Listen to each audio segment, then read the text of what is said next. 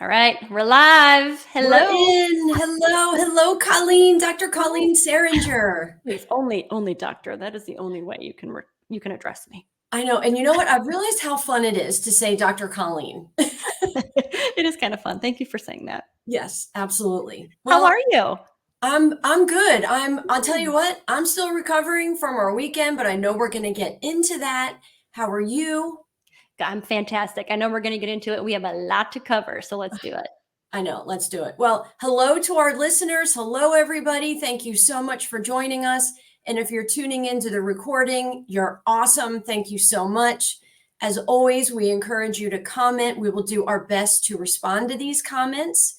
But especially today, we have a lot to talk about. But please share your thoughts, especially about our weekend experience. So here I go. So, welcome to We Built a Bridge, hosted by me, Christine Passo, and Dr. Colleen Seringer. We Built a Bridge was founded with the core interest of creating a funnel of conversation many hesitate to engage in. I'm a life coach for women, and Colleen is a fractional chief culture and well-being officer to small businesses. United, we offer different perspectives on communication, culture, and life fulfillment to guide you towards a life with integrity and curiosity. It was that last word every That's time. a tough one. Yeah, that's a tough one. I love Yeah. it. But I like how we've been, if you've been tuning in regularly, we've been editing a little bit of our purpose. Ultimately, it really still says the same. It just reads a little differently. So well done. I appreciate that. Well, thank you so much. You're welcome. All right. So during our last episode, we talked about communication and connection. And as we anticipated, we ran out of time because, my goodness, that is a really big conversation. So today's episode is definitely meant to round out that whole discussion on communication and connection. However, today's discussion is also meant to spill the beans on what we were up to during our first ever in person meeting here in Atlanta, Georgia, which is where I happen to live. But before we jump into this long awaited conversation, we do have to start with our icebreaker and the question that everyone is dying to know, which is, have you ever done a polar plunge around the new year? That is a hard no. That is an absolutely not. That is a not even considered it. Can I be more clear? I'm not sure. And hello to Andrew and Catherine. Woo! Do you have anything else to add, or is it my turn? Wait, let me think. Did I say that's a definite no? So I said, hell no. I changed mine from hard no to hell no. So if I am going to go into an ocean, a lake, or a pool, the temperature has to be what I call bathwater degrees or bathwater Celsius. None of those are polar plunge degrees or Celsius. Nope. Okay. So typically, our icebreaker doesn't align with our discussion, but we chose this icebreaker for a very specific reason because it happens to be tied to our visit here in Atlanta. So, for those of you who are tuning in for the first time, Christine and I met here on LinkedIn. Therefore, her trip to Atlanta was going to be the first time that we have ever met in person. And about a month before she was set to arrive, I received this text message from her. And she says, and I'm going to quote this verbatim, "Hey, this may be a crazy idea, but do you want to do a cold plunge while I'm in Atlanta?" And without even thinking about it, my response was yes. Because why would it not be yes? I mean, if there's anything that I learned during Tom Cruise's Top Gun Maverick movie, it's that you don't think, you just do. So that long awaited surprise that we've been teasing, that's it. We voluntarily plunged ourselves into a 47-degree tub of water. And we literally could not wait to share it with you. So I just want to comment really quickly. Catherine said that she would only do was it a polar plunge by accident, which I think Yeah. is hysterical. Yeah. And then Kimberly Arnold said, yes, jumping in the Pacific Ocean. Oh yeah. So, I mean, there's probably a little bit of crazy to Kimberly Arnold, but I love that. But okay. So yeah. So Colleen set me up to talk about this weekend that we had, which was just long awaited. Lauren wants pictures. You'll have to DM us, That's DM right. us for those. So, I mean, I was not kidding in the beginning of our episode when I said I'm still recovering, because I am still recovering from my weekend with Colleen. We literally did not waste 1 minute. It was an absolute whirlwind of conversation, strategizing, planning, and being in the uncomfortable. Literally from 1:30 p.m. on Friday until she and her husband dropped me off at the airport around 5 p.m. on Sunday. I've needed a nap every day and I haven't taken one. So I might not be responsible for everything that I divulge today. Okay, so it was my first time being in Colleen's home. What she did not mention is I stayed with her.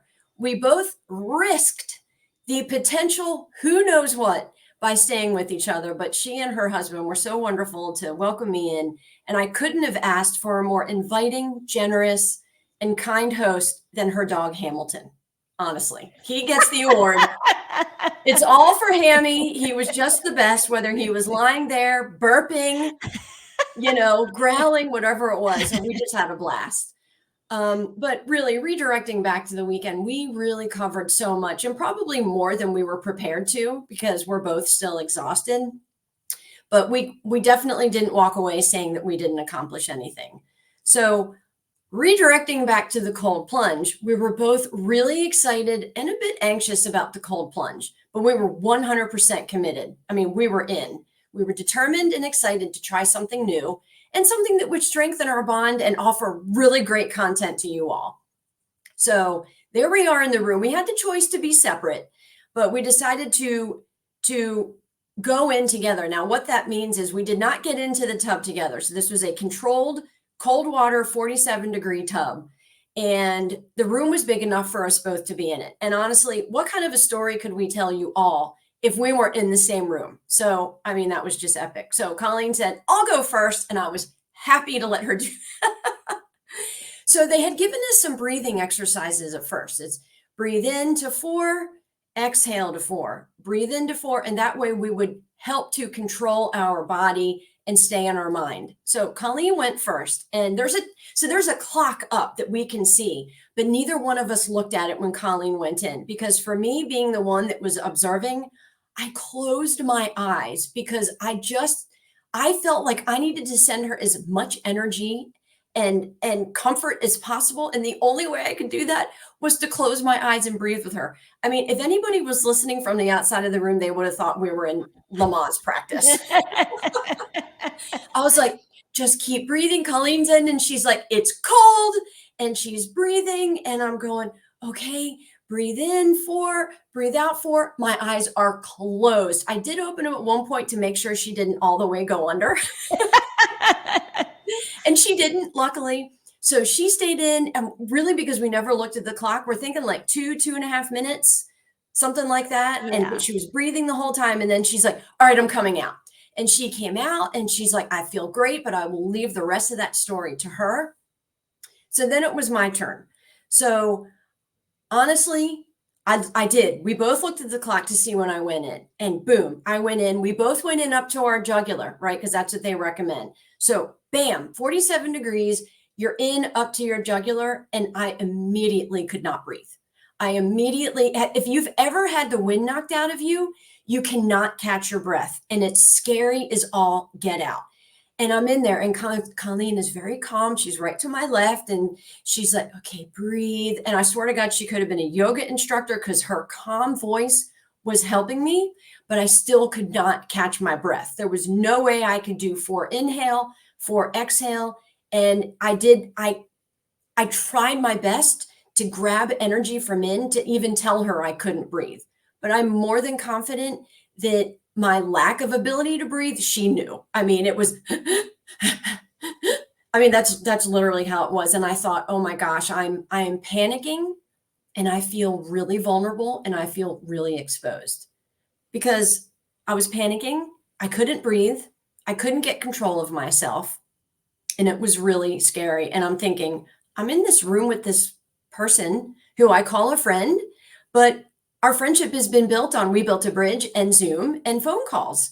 And I felt so exposed in front of her. And then it took maybe 15 or 20 seconds for me to get my breathing about me. And then I was good. And Colleen was still breathing with me, and I'm in the water. And I was like, I got this. I got this. And just this empowerment came over me when I caught my breath and I did it. Like I controlled myself and I'm in this cold water and I'm here with Colleen and we're having this amazing experience together.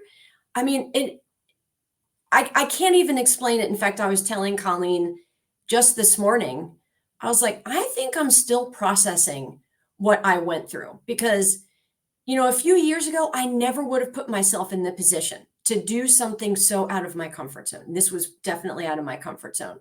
I would have turned it down out of fear of all the things I just mentioned to you about feeling vulnerable and exposed.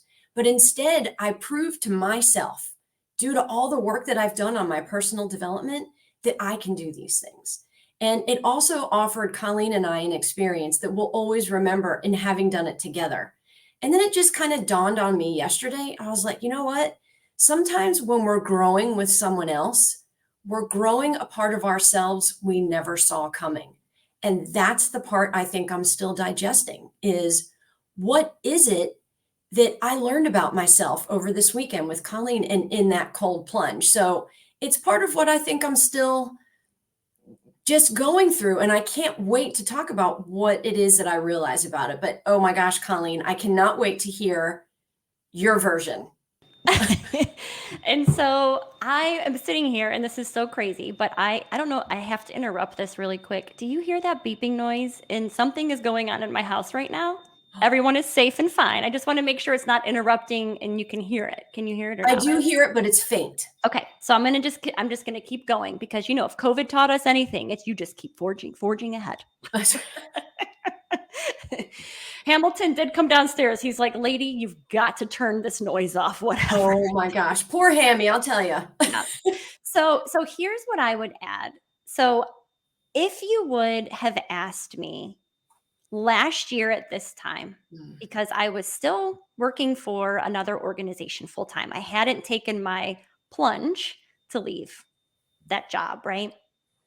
If you would have asked me last year at this time that I would have met this amazing individual and so many other amazing individuals, right? But So met let's this just focus on me right now. let's just focus on you because you're obvi. that this amazing individual that saw more in me that I saw even in myself at that time that we met on LinkedIn would have been standing in my kitchen cooking dinner for me, by the way, on Friday night. I did.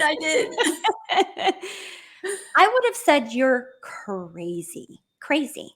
So what was really kind of cute, we were sharing this with each other as we were, having dinner on Friday night, is I was telling someone else that they were asking what I was doing over the weekend. And I said, well, I'm going to pick up this individual that I met on LinkedIn that we started this We Built a Bridge with. I'm going to pick her up from the airport and she's going to be staying at my house for the weekend. And the person's response was, "Are you afraid?" And I said, "I'm actually not. I feel like maybe we knew each other in a past life. I don't know what it is, but all that to say that I just wanted to react to us getting together for the first time. And then for the cold plunge. So one of the things is I am game for any new experience. There's very little things that I say no to. And so when you literally, when you text me and said, "I know this might sound crazy, but do you want to do it?" I'm like, "Yeah, it sounds amazing. Let's do it." I sometimes I feel like the yes man in that movie, that we talked about, right? But one of the things, and I think where my mind goes is you talked about it from like a vulnerable standpoint, right? I mean, at the end of the day, we still really don't know each other, right? We're still learning each other.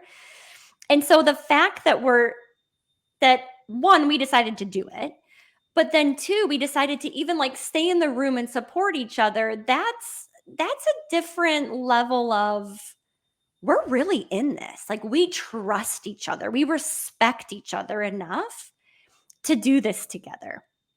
Right. And so I love that you said that, because for me, going in the water, and I think it's important to share this because it's a lot of what I recognize about myself. For me, going in the water wasn't, although again, cold water is not my jam. I'm not going to voluntarily do it.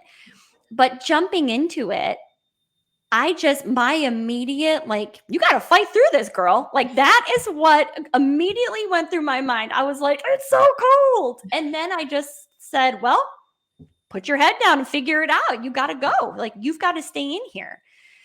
And I start having this competition with myself. Because again, we were told, don't look at the clock. Don't look at the clock. And so it was just a matter of thinking, I think it's time to get out now, and then getting out and you're like, holy crap, we just did that. Yeah. Like, we did that. And it was just, to me, it was the icing on the cake from the first hug that we had standing outside the Atlanta airport when I swung around that curb to pick you up. And so to me, it was that cold plunge, and doing that was as exciting as that moment. And it's just something that, when I'm having one of those days, I'll close my eyes and think about that. And so I'm super thankful for it. Oh my gosh. If I was like this, easy outward crier, I'd be crying buckets right now. Maybe I'll do it later. Do it later. You can do it later. Yeah, there's always time to cry. Schedule There's your always cry time. day, your cry hour. I'm a big believer of that. So maybe we even save that for another episode. Yes. Yes. Yeah. It was super empowering. It did something for our friendship. It did something for what we want to do with We Built to Bridge, and to share Yep. with you guys. I mean, honestly, we do this to see your comments and to respond to them. And we're going to get better about interacting with you. And there's, Colleen's going to say some things at the Yeah. end, but I mean, we do this for you and to share in this with you because, yes, Colleen and I are developing something with our friendship and getting to know her husband and Hammy. And but having you join in this with us is a feeling really that is so difficult to describe. Yeah. And it fills us both up. I feel like I can speak for Dr. Colleen in saying this, that it fills us up in a way that I never would have imagined. Because it's about you guys. It's about us having fun kind of for you. I don't know. It sounds silly, but No, I appreciate you saying that. And I do want to make sure that we do kind of round out some of the other things, since we promised that we would continue that discussion. yes. But and the only reason I'm saying that is to just say you summarized it so well. And if I were to repeat it, I feel like I would be saying the same words. So it's just a true heartfelt thank you to everyone that joins us and listens to us. We really we're doing this together. And that doesn't just include Christine and I. So That's right. I think we have to address Lauren's question. Okay, go for it. Yeah. Lauren says, do you think you'll do it again? The cold plunge, that is. I mean, I wished I'd lived in Atlanta because I was like, oh my gosh, Colleen, we could so go longer if we went back a second time. I know. Yes. So 100%, Lauren. And you know what? Anybody wants to join us? Meet us in Atlanta. Meet us at the Sweat House in Vinings. We said we would give a shout out. The Sweat House in Vinings. Yes, Jackie was the manager there. All the women that worked there were so amazing. I mean, I felt like we were having a little party, but the women there are fantastic. So Sweat House in Vinings in Atlanta. Yeah. They're just absolutely fantastic. Yeah. And I would 100% do it again. It was so fun. So invigorating. Yes. Okay. So we're honest with our time. We have 11 minutes left. So Christine, let's go back. So what do you feel was left unsaid from part 1 of our discussion on communication and connection? And we talked about getting back to the basics. Mm-hmm. What do you think it means? And then how can we kind of go forward with that? or what barriers can we work around Uh, to do? I Yeah. mean, and I said this in my comment to you that I kept breaking it down and breaking it down because it's so hard to get through it, but I'm going to try to be quick so that we can make sure you get in your comment. But for our loyal listeners, and anybody who's new, but mostly for our loyal listeners, I think you know me well enough by now to know that I speak the truth and from the heart. Even if I end up exposing behavior I'm not proud of, because that's how I am now. I used to be, here's a truth serum, I used to be passive aggressive with my communication. It's what I learned. It's how I was conditioned to communicate. And to no one's fault. And there's no blame for that. We all do the best we can with where we are. But it took for me looking in the mirror without judgment. That's so crucial to help me to realize the damage I was doing to my relationships and to myself. So the result was learning what it meant to communicate with honesty and not blame, to speak with care and not jealousy, to share with awareness and not unresolved feelings. So that's when I learned to communicate to connect, because otherwise I was communicating to share a pain that no one could remedy but myself. Like, we're so good at that. We're so good at blaming external forces for why people don't understand us or why we're having a hard time communicating. Unfortunately, it comes back to us, but we don't have to judge ourselves about it. So, for so many years now, we've been in a state of confusion, isolation, and self-protection.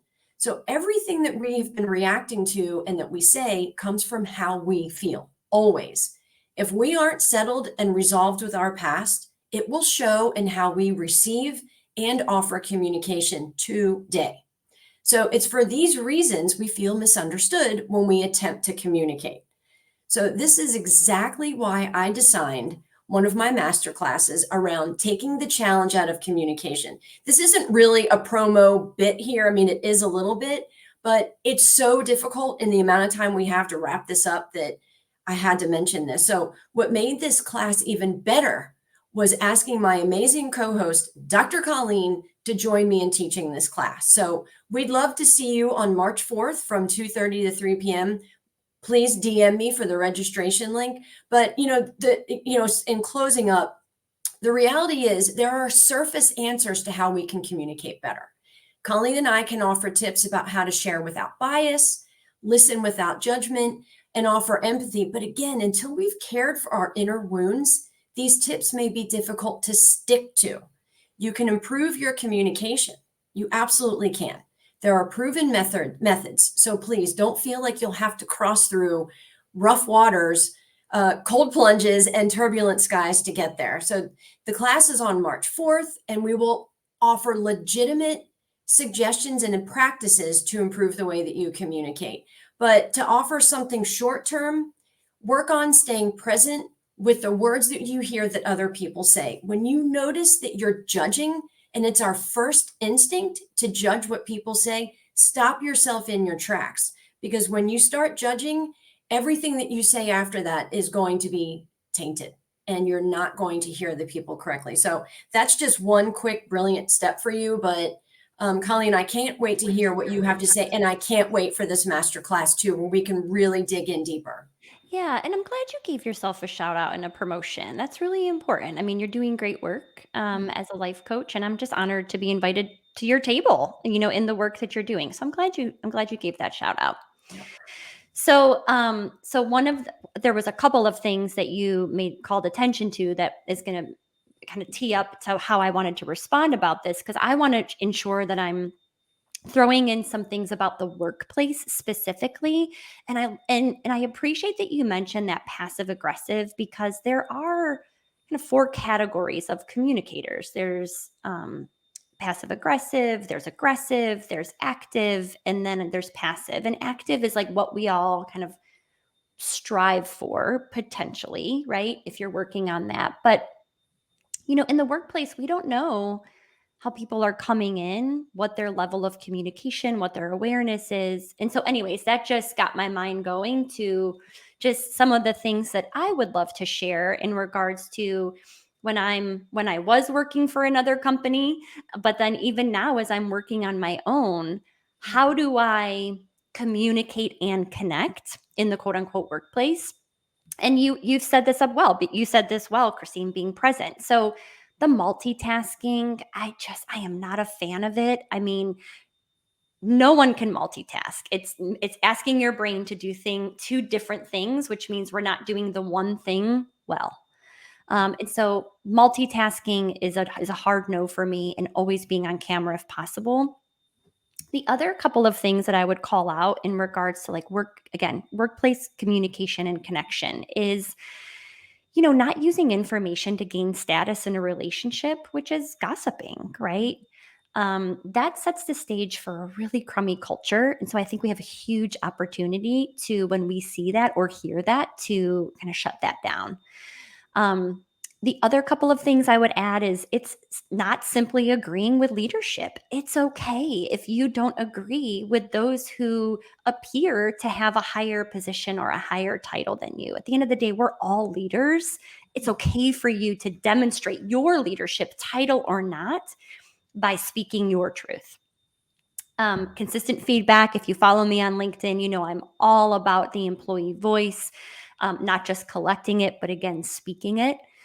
The other couple of things that I would add is, I already talked about, so this kind of goes back to the employee voice, is it's giving employees the opportunity to share their professional goals and support them in their direction, not the self-serving one. So I know so many times in my career, I was told that I was being groomed for this, or we can see you going here. And I thought, I don't want to do any of those things, right?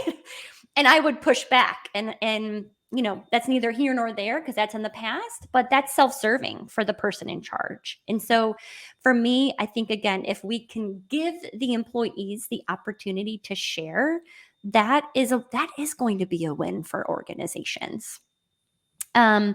And so as I'm just kind of looking at some of the other things, like just when we talked about like barriers that are keeping us from doing, some of the things I just mentioned, I think we do have to be mindful of in-groups in the workplace, right? And oftentimes that means that we are surrounding ourselves with people that think like us or who will keep our personal agenda.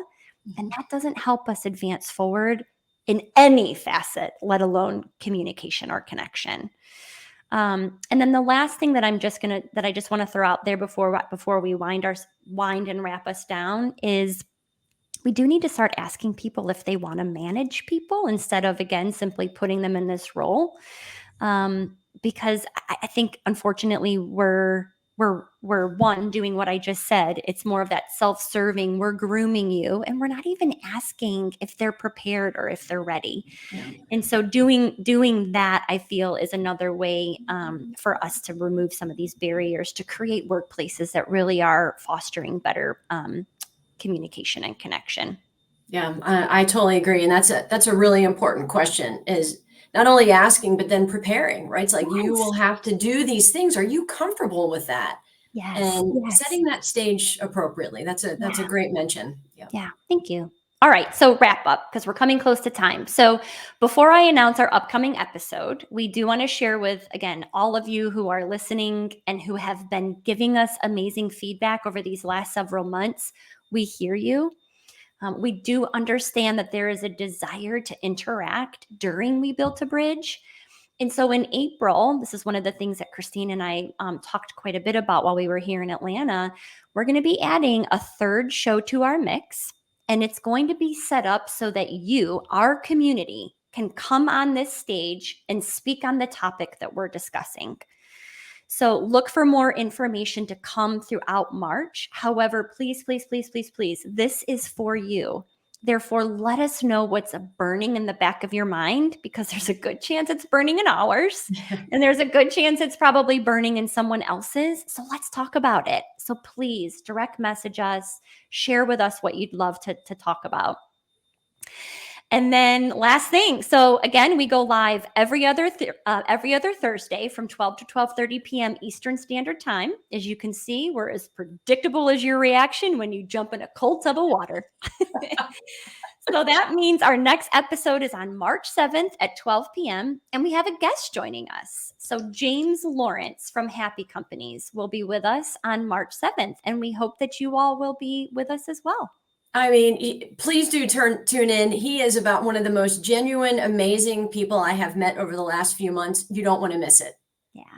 So we'll see you soon. Everyone have a great rest of your February. Yes. Thank you so much, everybody. See you soon. Bye.